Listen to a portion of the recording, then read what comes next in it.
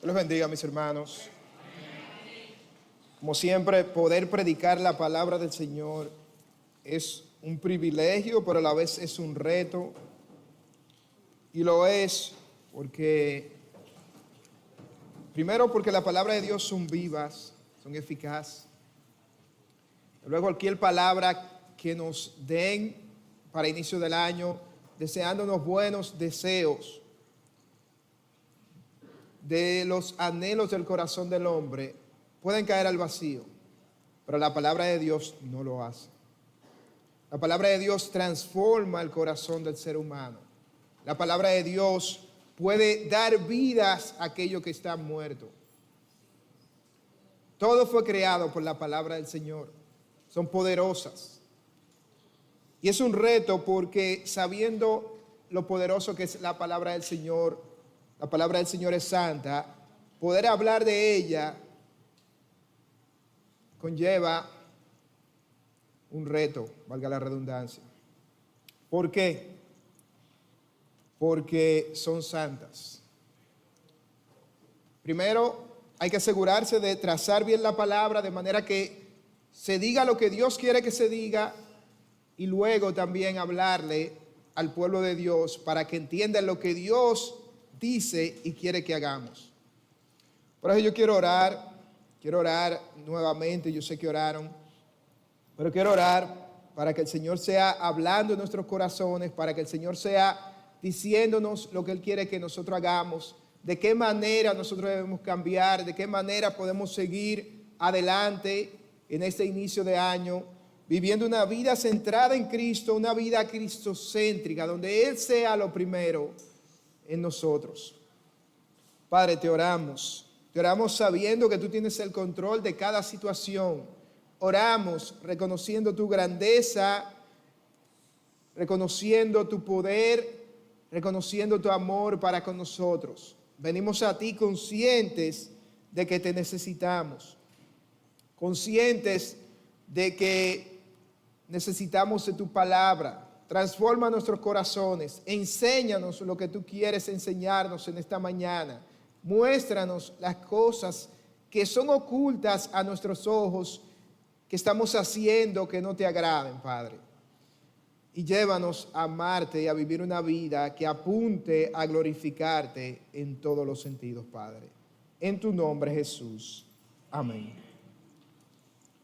Una de las cosas que nos proponemos cada inicio del año es estar centrado en las metas que tenemos. Todos sabemos la importancia de estar centrado en las cosas que hacemos. Los deportistas lo saben. Hace un tiempo se hizo un documental llamado El Último Baile que trató sobre los Cachorros o los Cubs de Chicago, los Bulls. Los Cachorros son el equipo de béisbol, pero los Bulls de Chicago, el equipo de baloncesto de la NBA de esa ciudad, y los campeonatos que obtuvieron con Michael Jordan. También hablaron un poco de la carrera de Jordan y todo lo que hizo en la NBA. En un episodio se destaca ahí la gran concentración que tenía Jordan en cada partido. Eso, junto al talento que poseía este jugador, lo ayudó a tener una de las mejores, si no la mejor carrera de la NBA. Los hombres de negocio también saben lo importante que es estar centrado en la naturaleza de la empresa, ya sea cualquier producto que se venda o servicio que se dé. Estar centrado en los objetivos ayudará a la empresa a tener éxito. Hablando de la centralidad, también hemos visto personas que viven centradas en sí mismos. Son personas que se muestran egoístas, que muchas veces aíslan a las otras personas que están alrededor de ellos por el comportamiento que tienen, porque todo gira alrededor de ellos. Pero nosotros los cristianos estamos llamados a vivir una vida centrada, pero centrada en Cristo. Vivir una vida cristocéntrica, donde todo lo que hagamos apunte a glorificar al Señor. Donde las obras que realicemos, los hábitos que tengamos, exalten el nombre de Cristo. En la palabra se nos dice en varias ocasiones cómo debemos de vivir. El apóstol Pablo les habla a los filipenses en el capítulo 1, verso 21, porque para mí el vivir es Cristo y el morir es ganancia. A los mismos filipenses en el capítulo 3, verso 8, le dice, ciertamente, aún estimo todas las cosas como pérdidas por la excelencia del conocimiento de Cristo Jesús. Hablándole a los colosenses, que es la carta que vamos a tratar en esta mañana, le dice en el capítulo 3, versos del 23 al 24, y todo lo que hagáis, hacedlo de corazón, como para el Señor y no para los hombres, sabiendo que del Señor recibiréis la recompensa de la herencia, porque a Cristo el Señor servís. De manera que el cristiano está llamado a vivir una vida cristocéntrica, donde todo gire alrededor de Cristo. Pero la iglesia en varias ocasiones ha presentado situaciones de herejías que se han levantado en contra de la cristología, es decir, la doctrina bíblica que nos enseña sobre la persona y la obra de Cristo. Una de esas ocasiones la encontramos en la epístola del apóstol Pablo a los colosenses.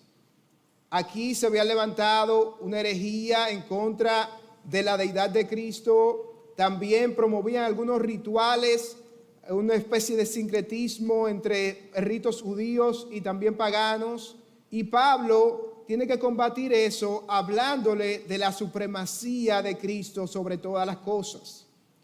Yo quiero que me acompañen al capítulo 2 de la carta del apóstol Pablo a los colosenses. Vamos a estar leyendo del verso 6 al 10, Colosenses del 2, del verso 6 al 10. Ahí vamos a estar viendo cómo Pablo le dice a estos hermanos que debían caminar, qué cosas debían de hacer, qué cosas debían evitar, y también cómo estaban completos. Es importante que aprendamos en cada momento lo que Cristo nos pide y lo que significa vivir para el Señor. Hace un tiempo, en lo que buscan el versículo, hubo una herejía que se levantó no hace tantos años, donde se decía que el Señor, que Cristo podía ser tu Salvador, pero no tu Señor. Pero eso era una herejía que dice todo lo contrario a la palabra. Si Cristo es tu Salvador, si Cristo es tu Señor, Él es tu Señor y tu Salvador. No solamente tu Salvador, sino que Cristo debe reinar en nuestros corazones y es Él que debe de guiar nuestras vidas. Vamos a leer Colosenses 2, del 6 al 10. Por tanto, de la manera que recibieron a Cristo Jesús, el Señor, así anden en Él, firmemente arraigados y edificados en Él, y confirmados en su fe, tal como fueron instruidos, rebosando de gratitud. Miren que nadie los haga cautivos por medio de su filosofía y vanas sutilezas, la tradición de los hombres, conforme a los principios elementales del mundo, y no según Cristo, porque toda la plenitud de la deidad reside corporalmente en Él, y ustedes han sido hechos completos en Él, que es la cabeza sobre todo poder y autoridad. Como les había dicho, el apóstol Pablo fue el escritor de esta carta. Él se encontraba preso en Roma. Desde allá escribe junto a esta carta, también escribió en Roma, estando encarcelado, la carta a los filipenses, la carta a los efesios y también a Filemón.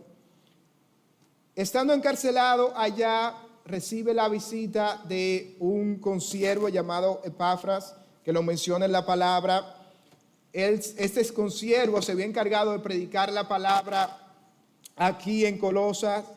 Ahí le había predicado el evangelio. Le lleva un reporte a Pablo hablando de la condición en la que estaba la iglesia. En su mayor parte, este reporte que le llevan a Pablo era favorable. La iglesia andaba bien, estaba estable, estaba modelando el amor de Cristo, el amor para con los santos, mantenía la fe, se veía evidencia de que andaban en Cristo, pero había una herejía que se estaba levantando en contra de la persona de Cristo.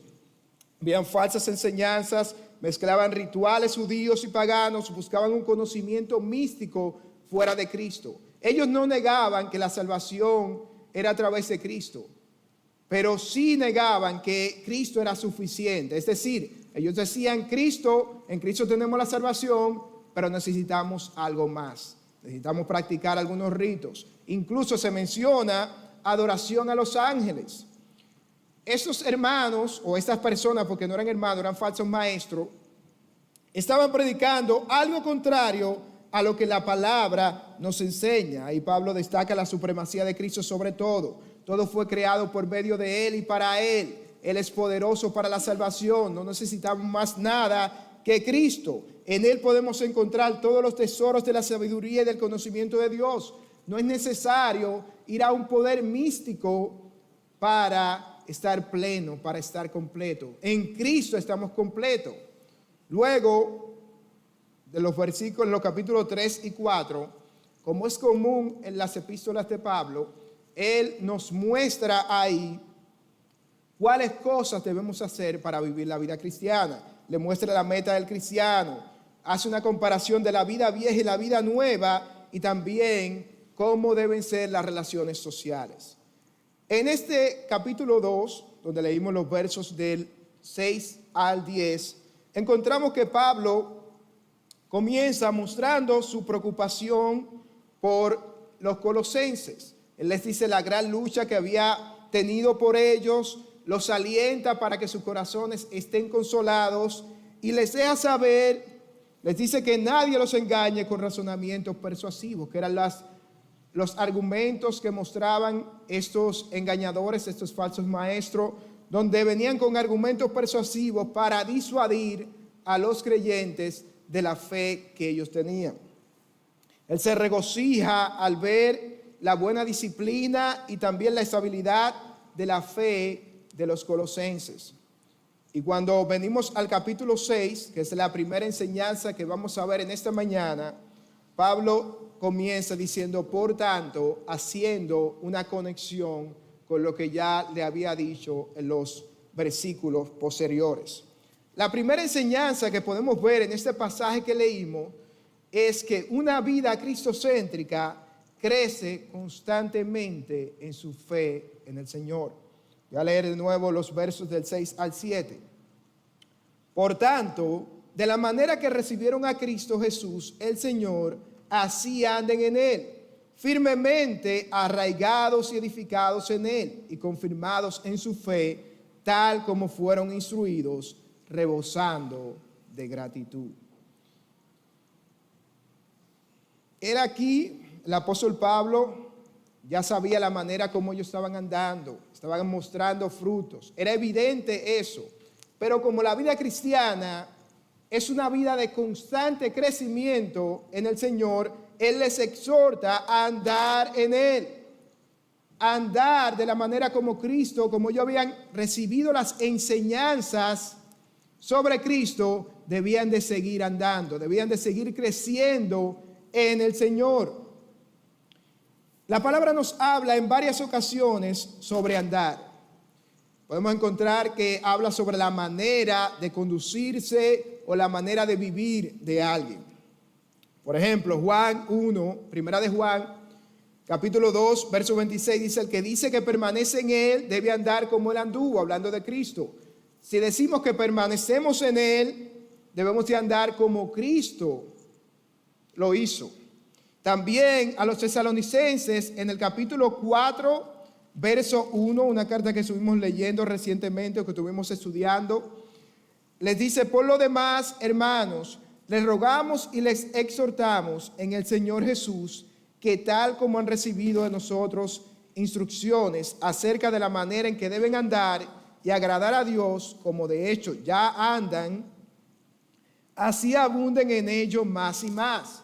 Al igual que los tesalonicenses, estos hermanos de Colosa estaban andando bien. Pero Pablo le está diciendo algo similar, abunden más y más, no se queden ahí.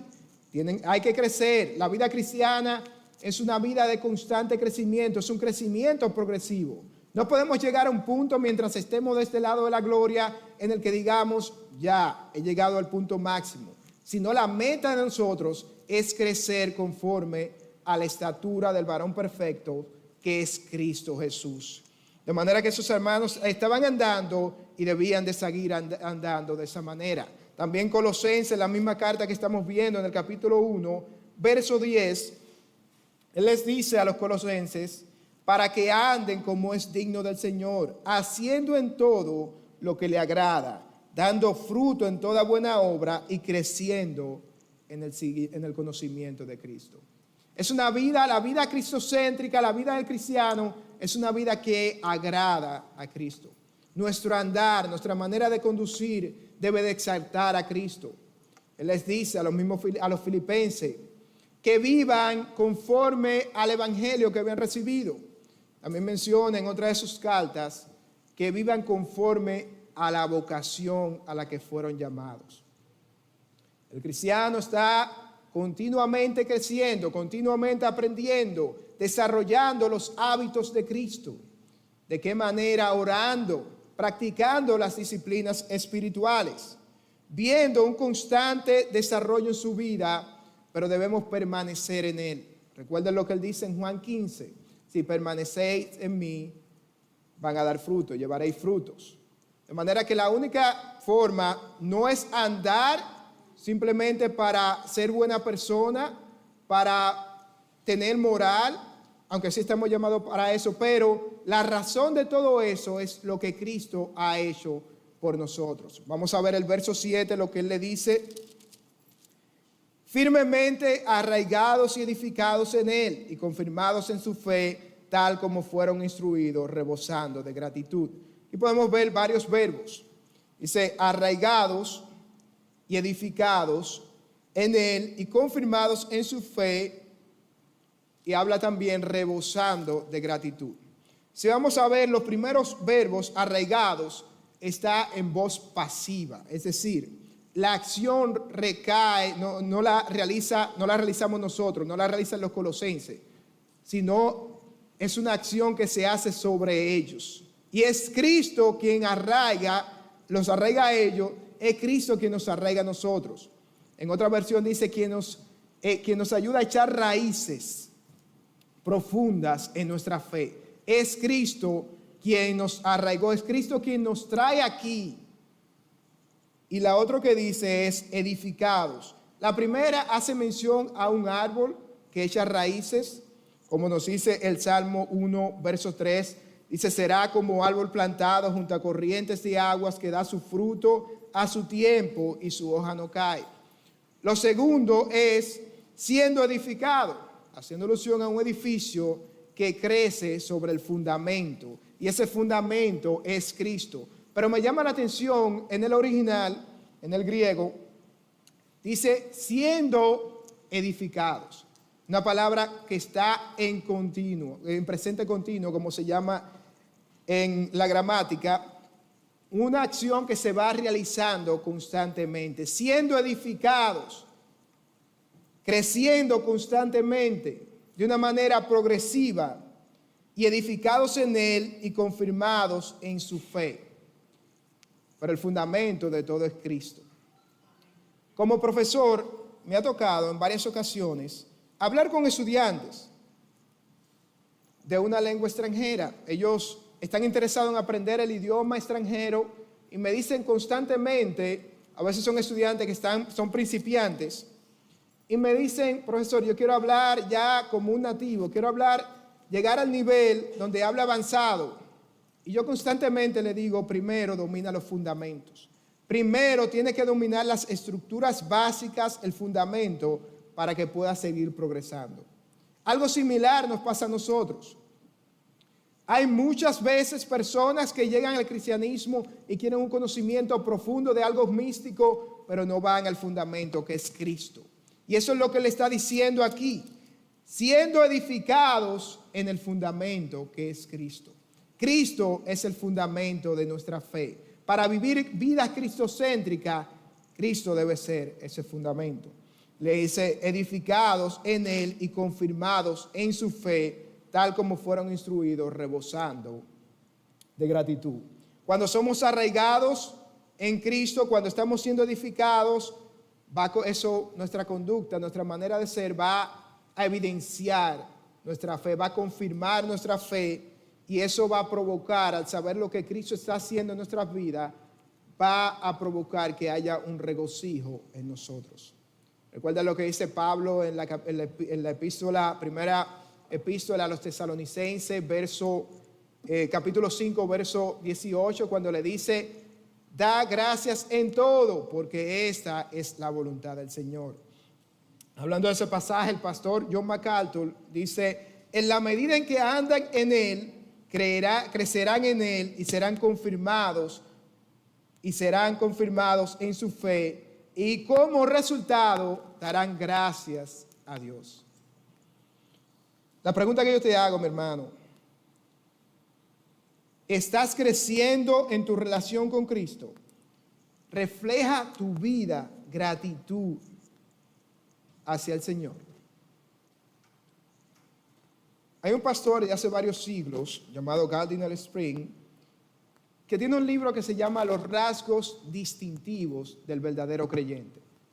En eso, él menciona algunas características del cristiano que crece, del crecimiento del creyente. Él dice: va perdiendo confianza en sus propios méritos y son conscientes de que dependen en todo de Jesús. Otra característica que él menciona: se vuelven más pacientes en medio de los sufrimientos. Y una tercera característica, tiene más, pero solo me voy a limitar a estas: su amor por los demás creyentes va en aumento.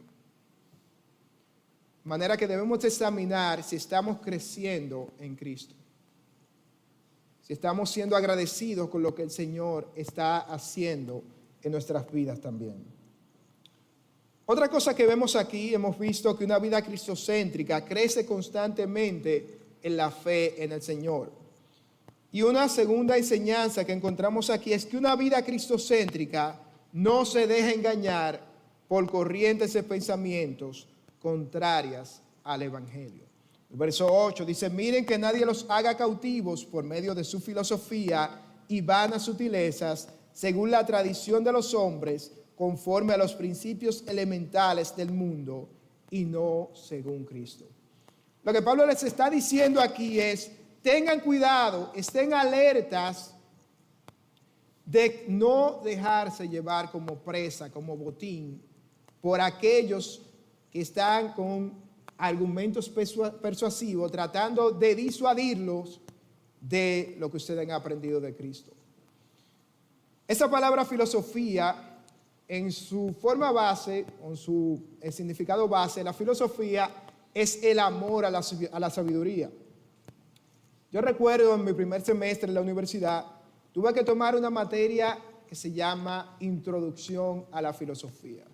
En ese tiempo yo era prácticamente un nuevo creyente. Venía aumentando mi fe, pero nunca me había expuesto ante nadie que pudiera rebatir mi fe. Yo fui a esa clase con mucho temor, mis hermanos, porque me habían dicho que la filosofía es contraria a Dios y yo no quería que nadie rebatiera mi fe. Fui a la clase, tomé mi clase el semestre entero, me fue bien, pero descubrí que en vez de dañar mi fe, ese tipo de filosofía, de historia del pensamiento que vimos, cómo el hombre ha pensado a través de la historia y cómo ha visto el mundo, en vez de dañar mi fe, me ayudó a argumentar mejor mis convicciones. Pero Pablo no está hablando aquí de ese tipo de filosofía que es el amor a la sabiduría, sino está hablando, como él dice, vanas sutilezas, según la tradición de los hombres. Él está hablando de aquellas mentiras que esos engañadores estaban metiendo en la iglesia, estaban metiendo a los hermanos, que eran falsas en su totalidad, pero trataban de venderlo como una verdad. Es decir, ellos tenían ciertos elementos que aparentaban ser verdad, pero en realidad eran mentiras. Y a eso es que Pablo le dice: eviten eso. Eviten esas falsas enseñanzas que se están introduciendo, donde dicen: sí, Cristo salva, pero no es suficiente para la salvación. y levantaban ritos a ángeles. Algunas cosas paganas también tenían, y Pablo le está diciendo, evita todo eso, porque eso es vano, eso es hueco, eso no tiene ningún sentido. Así que no lo hagan, estén alerta a eso, rechacen todo eso.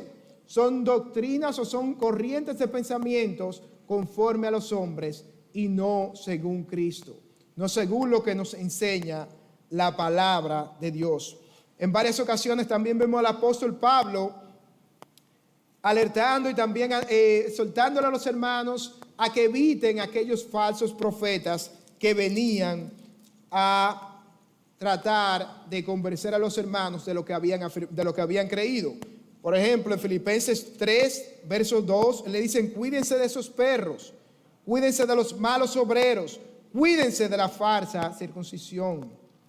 También les habla a los efesios en el capítulo 5, verso 6, donde les dice que nadie los engañe con palabras vanas, pues por causa de estas cosas la ira de Dios viene sobre los hijos de desobediencia.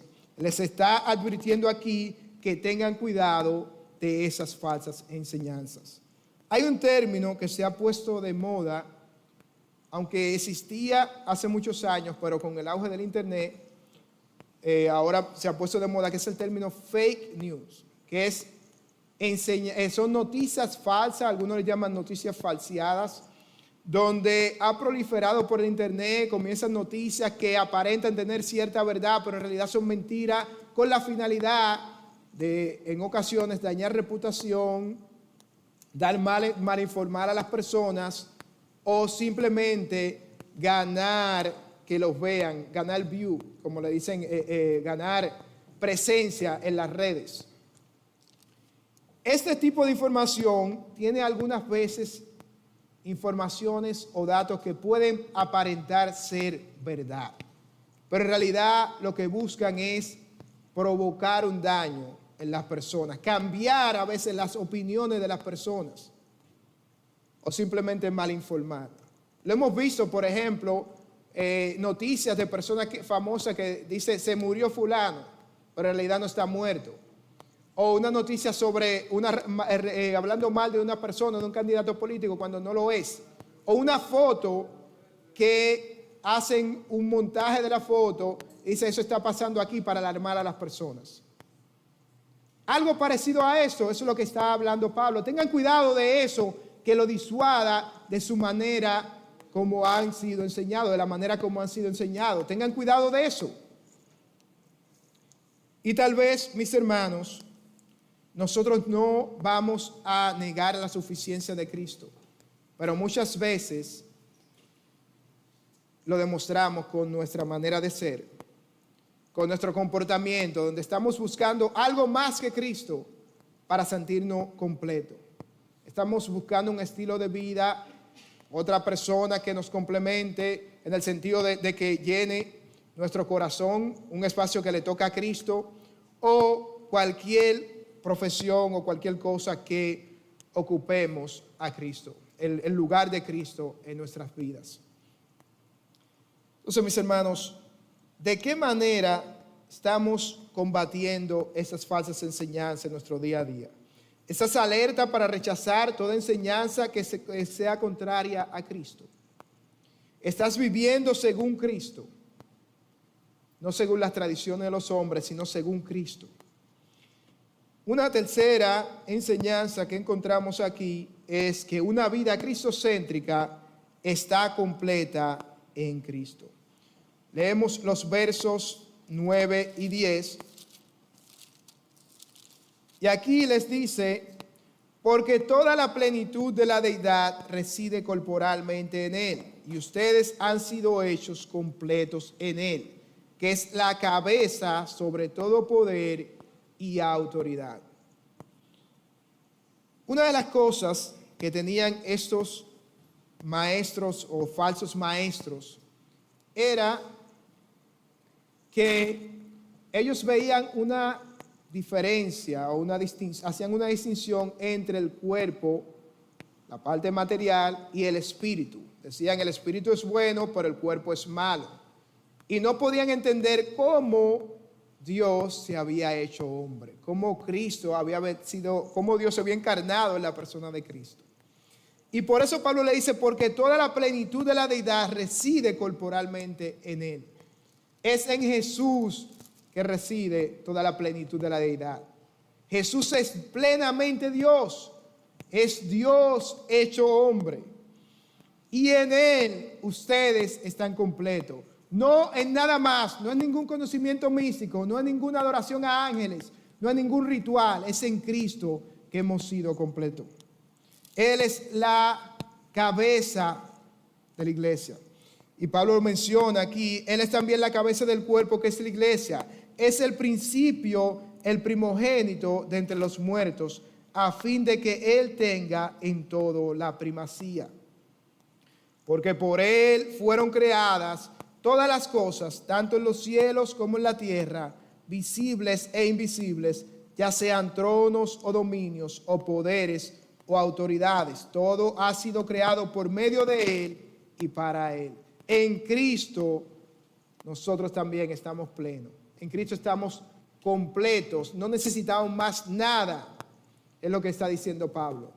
No necesitamos hacer rituales ni nada de eso porque estamos completos en Cristo. Una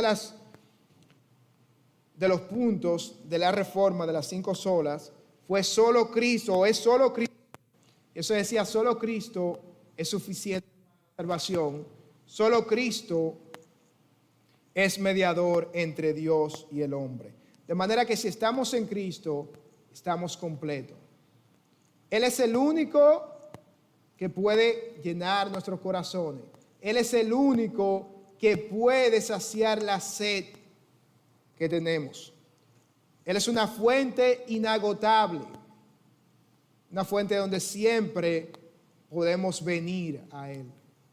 Las otras cosas son cisternas rotas. Podemos buscar la satisfacción total en otra cosa, pero siempre vamos a estar buscando porque nunca nos va a llenar, pero Cristo nos llena porque en Él estamos completos. Predicador y pastor John Wesley, en una ocasión se vio confundido con el tema de su salvación. Pero leyendo un comentario de Romano, del reformador Calvino, él encontró un aliento y dijo lo siguiente: mi corazón extrañadamente caldeado, sentí que confiaba en Cristo y solo en Él para la salvación. Por más que Wesley trataba de hacer cosas, no encontraba ese descanso, pero cuando se refugió en Cristo para la salvación, eso fue suficiente. Nosotros también nos podemos refugiar en Cristo para salvación, en nada más, solamente en Él. De manera, mis hermanos, que en Cristo estamos completos. Él nos llama a crecer constantemente en nuestra fe, a rechazar toda enseñanza que sea contrario a esto y que nos diga que Cristo no es suficiente, porque la palabra nos dice lo contrario. Cristo es el único en el que podemos ser completos. Nos da completa salvación, nos llena nuestros corazones, nuestra sed espiritual. Nuestro corazón no descansa hasta que encuentra refugio en Cristo. Vivamos vidas cristocéntricas que apunten a glorificar su nombre, que exalten el nombre de Cristo.